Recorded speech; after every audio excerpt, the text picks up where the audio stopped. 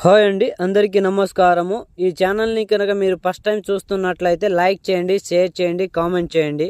నేను మీకు ఇప్పుడు చూపిస్తున్న చెట్టు వచ్చేసి అతి శక్తివంతమైన చెట్టు నాన్న. ఈ చెట్టుతో మనము ఏం చేస్తామంటే, ఈ చెట్టుతో పాటు 4 మూలికలు 3 చెట్ల వేర్లు కలిపి ఈ మరుగు మందు అనేది తయారు చేయడం అయితే జరుగుతుంది.